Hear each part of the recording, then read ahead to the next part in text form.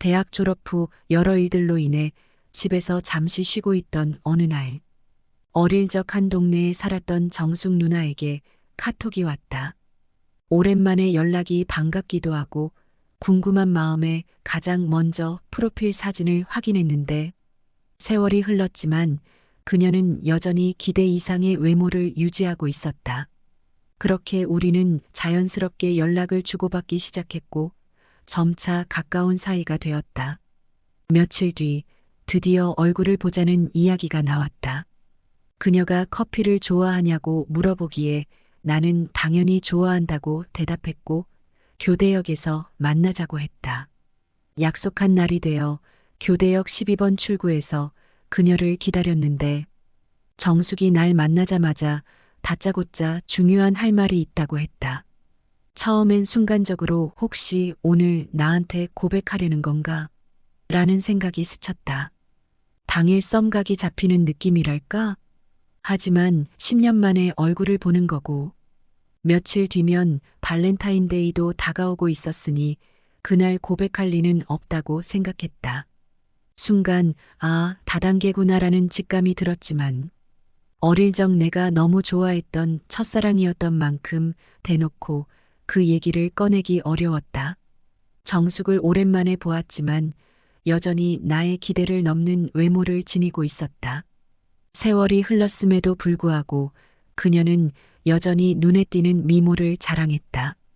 그녀의 얼굴은 과거의 청순한 이미지를 유지하고 있었지만 성숙함이 더해져 있었다. 맑고 큰 눈은 여전히 반짝였고 부드러운 미소는 사람을 편안하게 해주는 듯했다. 그런 그녀가 먼저 밥을 먹으러 가자고 제안했고 대화를 나누던 중 본업 외에 부업으로 하는 일이 있다고 말했다. 나는 속으로 날 호구로 보는 건가? 라는 생각에 살짝 화가 났다. 대놓고 한마디 쏴주고 싶었지만 내성적인 성격 탓에 마음속으로만 여러 번 소리쳤다. 사실 중학생 시절부터 짝사랑했던 첫사랑이 날 다단계로 끌어들이려 한다는 사실이 너무나 서글프고 화가 났지만 동시에 얼마나 형편이 어려웠으면 나한테까지 이럴까라는 생각도 들었다. 그래서 일단 모르는 척하면서 그녀의 얘기를 듣기로 했다.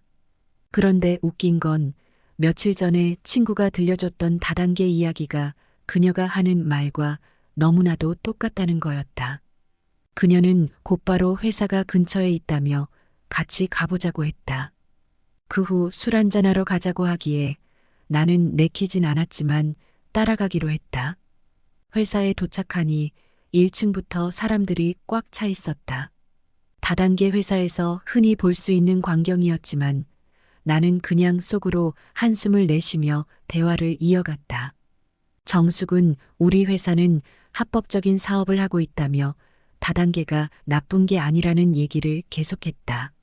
나는 그녀의 설명을 들으면서 마음 한편으로는 왜 첫사랑이 이런 일을 하고 있나 하는 안타까움이 들었다. 겉으로는 다 알아듣는 척했지만 속으로는 너 도대체 나한테 왜 이러니라는 생각만 계속 맴돌았다. 그녀는 한 장의 A4지 종이를 꺼내서 직급 체계를 하나하나 설명하기 시작했다. 일반 회원에서 직급이 올라가면서 수입도 점점 늘어난다고 했다. 다이아몬드 직급에 오르면 한 달에 최소 500만 원에서 1000만 원 정도 벌 수 있다고 했는데 이 이야기를 들으니 정말 돈에 급한 사람이라면 혹할 만하겠다는 생각이 들었다. 더 재미있는 건 그 회사 사람들이 하나같이 자신들이 원래는 선생님이었다. 소믈리에였다. 헤어 디자이너였다 등등. 화려한 이력을 자랑하면서 왜 다단계를 시작했는지 생각해 보라는 거였다. 나는 그저 진짜요? 라는 멘트를 섞어가며 이야기를 맞장구 쳤다.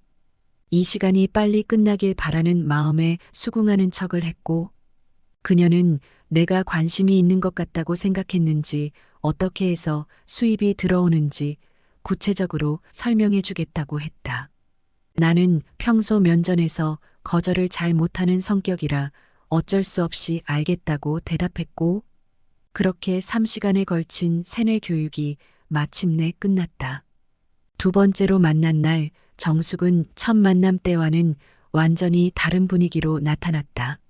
지난번보다 훨씬 화려하게 차려입고 왔는데 그 모습에 나는 순간 놀라지 않을 수 없었다.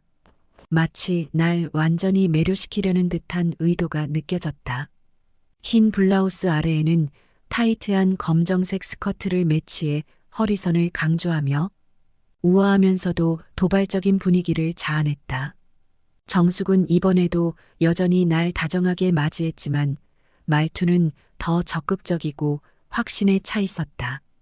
그녀는 이번에도 회사로 가보자고 했고 나는 지난번처럼 별다른 거절 없이 따라갔다.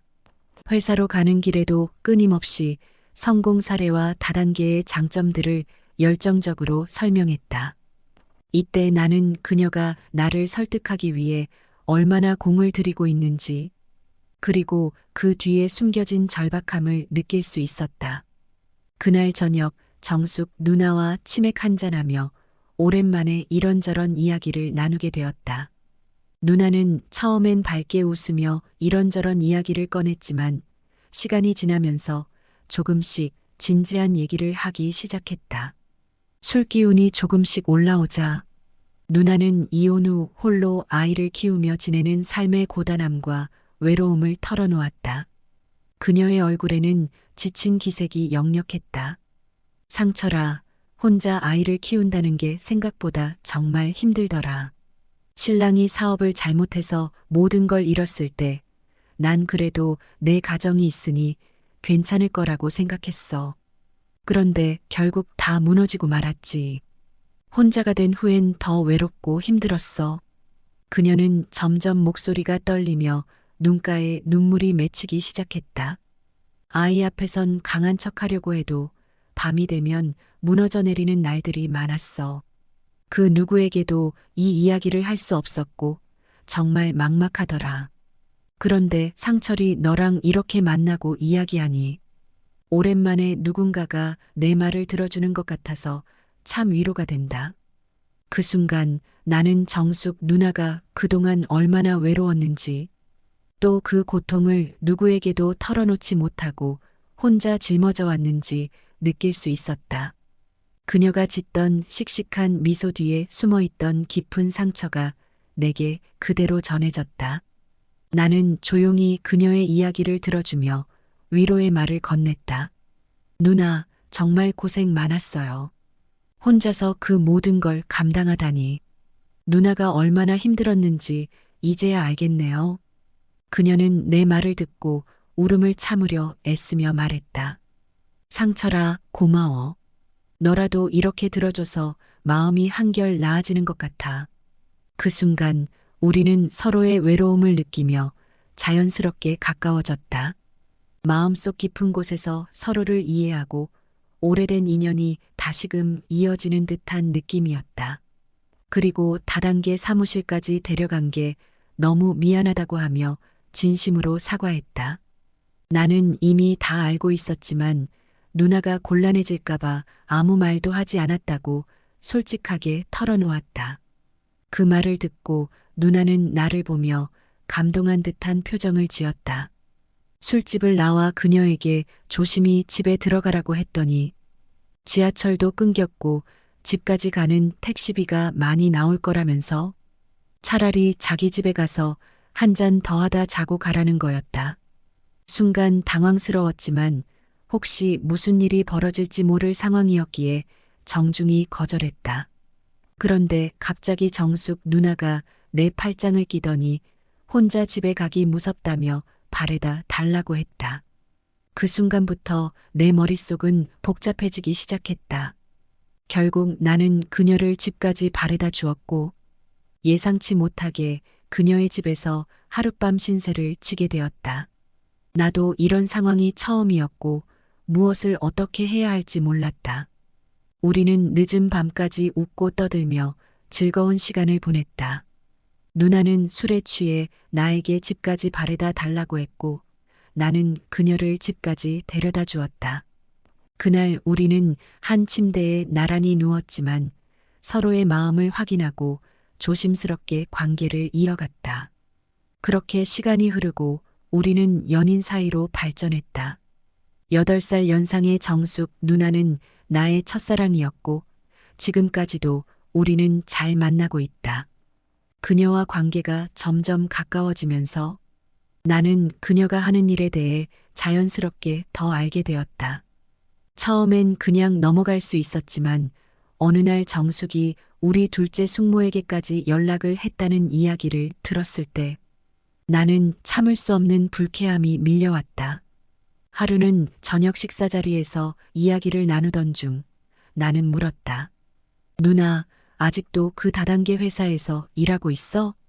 왜 계속 그렇게 주변 사람들에게 연락을 하고 다니는 거야? 정숙은 한숨을 쉬며 답했다. 상철아, 나도 별로 하고 싶지 않아. 그런데 돈을 벌어야 하니까. 내가 아는 사람들한테라도 연락해야 하는 게 현실이야. 나는 속이 상했다. 그래도 그렇지. 왜 우리 둘째 숙모한테까지 연락을 했어? 누나는 왜 그렇게까지 해야 돼? 다른 사람도 아니고 가족이잖아. 정숙은 잠시 멍하니 나를 바라보더니 얼굴이 굳어졌다. 내가 이렇게까지 해야 하는 이유를 상철이가 알긴 알아? 나 혼자 아이 키우면서 얼마나 힘든데. 이거라도 안 하면 어떻게 먹고 살겠어? 그녀의 목소리가 점점 격앙되었다. 나는 당황했지만 내 입장도 분명히 해야 한다고 생각했다. 누나, 나도 누나가 힘든 거 알아. 하지만 가족한테까지 그러는 건 아니라고 생각해. 우리 숙모한테 연락하는 건 선을 넘은 것 같아. 나한테는 누나가 소중하지만 그런 방식은 옳지 않잖아. 정숙은 서운한 표정으로 고개를 돌렸다. 내가 이런 상황에 놓여 있는 게 나도 괴로운데 상철이는 나를 이해하지 못하는 것 같아. 다단계라고 해서 무조건 나쁜 건 아니야. 내가 선택한 일이야. 상철이도 그만큼 나를 믿어주면 좋겠어. 우리는 그날 저녁 서로 말이 통하지 않는 듯한 느낌으로 싸우기 시작했다. 나는 정숙 누나가 왜 이런 길을 선택했는지 알지만 가족에게까지 손을 뻗는 건 도저히 받아들일 수 없었다. 정숙은 자신이 나를 포함해 주변 사람들에게 피해를 주지 않으려 노력한다고 주장했지만 내 마음속의 불편함은 해소되지 않았다. 결국 그날 우리는 감정이 격해져 크게 싸우고 말았다. 나는 마음이 복잡했다. 정숙 누나는 정말 내가 이해하기 힘든 선택을 하고 있었고 그로 인해 우리 관계에도 금이 가고 있다는 걸